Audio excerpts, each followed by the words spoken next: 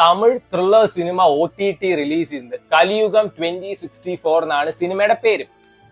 നമ്മുടെ പ്രഭാസിന്റെ കൽക്കി 2898 AD ഇല്ലേ, അതിന്റെ ഒരു മിനിയേച്ചർ വേർഷൻ എന്നൊക്കെ വേണമെങ്കിൽ പറയുക സിനിമ. കാരണം അതേ തന്നെയാണ് ഇതിന്റെയും പ്ലോട്ട്. അതിലെങ്ങനെയാണെന്ന് വെച്ചാൽ ഒരു group of luxury life led ചെയ്യുന്ന ഒരു ഗ്രൂപ്പ് ഓഫ് പീപ്പിൾ ഉണ്ടാവും. ഈ വെള്ളത്തിനും അതേപോലത്തെ ഭക്ഷണത്തിനും വേണ്ടിയിട്ട് തമ്മിത്തല്ല് കൂടിയിട്ട് നടക്കുന്ന ഒരു ഗ്രൂപ്പ് ഓഫ് പീപ്പിൾ ഉണ്ടാവും. ഇതിലും അങ്ങനെ തന്നെയാണ്, അതേ സിമിലർ പ്ലോട്ട് തന്നെയാണ്. പക്ഷെ അതിൽ പിന്നെ ടുവേർഡ്സ് ദ എൻഡ് ഒക്കെ ആകുമ്പോൾ കുറച്ച് മഹാഭാരതത്തിന്റെ കാര്യങ്ങളൊക്കെ പിടിച്ചു പോകുമ്പോൾ ഇതിലും ട്വിസ്റ്റും ടേണും കൊണ്ടുവന്നിട്ട് വേറൊരു രീതിയിലാണ് സിനിമ പോണത്. നമ്മുടെ കിഷോർ, ശ്രദ്ധാ ശ്രീനാഥ് ഒക്കെ അഭിനയിച്ച പടമാണ്. ഇപ്പൊ ശ്രദ്ധാ ശ്രീനാഥ് ഉള്ളതുകൊണ്ടാണ് ഞാൻ സിനിമ കണ്ടത്. കാരണം ആള് കുറച്ച് ക്വാളിറ്റി പടങ്ങളിൽ മാത്രമേ അഭിനയിക്കുള്ളൂ. ഇതിൽ ഈ ലക്ഷൂറിയസ് ലൈഫ് ലെഡ് ചെയ്യുന്നവരെ റെസിഡൻസിനും പിന്നെ കുറച്ച് ലിബറേറ്റേഴ്സിന്റെ കാര്യമാണ് ഈ സിനിമയിൽ പറയുന്നത്.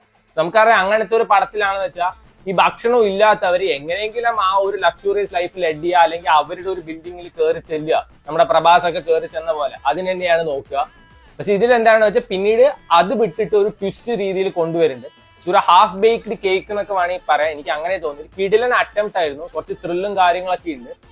പക്ഷെ എങ്ങനെയാണെന്ന് വെച്ചാൽ നമ്മളൊരു ഇഡിയം പറയും, അതായത് bite off something more than it could chew എന്ന്. അതായത് അവനവന് ചെയ്യാൻ പറ്റുന്ന പണിയേക്കാളും കൂടുതൽ പണിയെടുക്കും. അവസാനം അതും ഇല്ല ഇതും ഇല്ലാത്ത ഒരു അവസ്ഥയിലെത്തും. അതാണ് ഈ സിനിമയെ പറ്റി പറയാനുള്ളത്.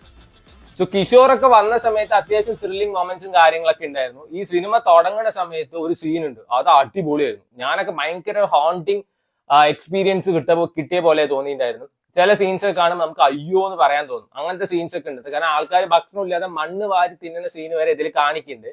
പിന്നെ ടുവേർഡ്സ് എൻഡ് ആവുന്ന സമയത്ത് വേറൊരു രീതിയിൽ ഈ സിനിമയെ കൊണ്ടുപോകാൻ വേണ്ടി നോക്കിയിട്ടുണ്ട്.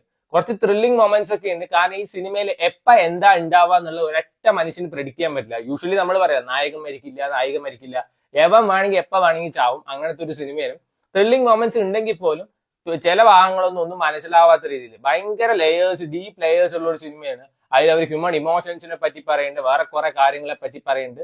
സാധാരണക്കാർക്ക് മനസ്സിലാവുമോ എന്നുള്ള കാര്യം ഡൗട്ടാണ്. സോ എനിക്ക് പേഴ്സണലി അത്യാവശ്യം നല്ലൊരു പടം തോന്നിയിട്ടുണ്ട്. പക്ഷെ കിടിലം പടം അല്ലെങ്കിൽ ഒരു സൂപ്പർ ത്രില്ലർ എന്നൊന്നും പറയാൻ തോന്നിയിട്ടില്ല. സിംപ്ലി സൗത്ത് OTT പ്ലാറ്റ്ഫോമിലാണ് സ്ട്രീം ചെയ്യുന്നത്. ഞാൻ പറയില്ല, ശ്രദ്ധാ ശ്രീനാഥ് ഉണ്ടെങ്കിൽ പടം മിനിമം ക്വാളിറ്റി. ശ്രദ്ധാ ശ്രീനാഥ് കിടിലം പെർഫോമൻസ് തന്നെയായിരുന്നു. കിഷോർ പിന്നെ ആസ് യൂഷ്വൽ അങ്ങേക്ക് എല്ലാ പടത്തിലും കിട്ടുന്ന അതേ റോൾ തന്നെ ചെയ്തിരിക്കുന്നത്. ശ്രദ്ധാ ശ്രീനാഥ് വന്നതിന് ശേഷം ഒരു seat of the edge thriller പോലെ ചില മൊമെന്റ്സ് ഒക്കെ ഈ സിനിമയിൽ ടുവേർഡ്സ് എൻഡ് ഒക്കെ ഉണ്ട്. സോ വേണ്ടവർ കണ്ടു നോക്കുക, try it out if you have time. കൽക്കി അതൊന്നും പ്രതീക്ഷിച്ച് പോകരുത്. ഓൾമോസ്റ്റ് സിമിലർ പ്ലോട്ട് ആണ്.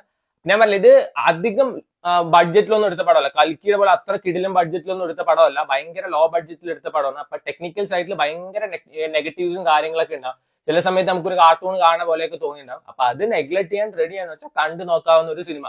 കിടിലം പടം എന്നൊന്നും പറയില്ല. എനിക്ക് ഭയങ്കര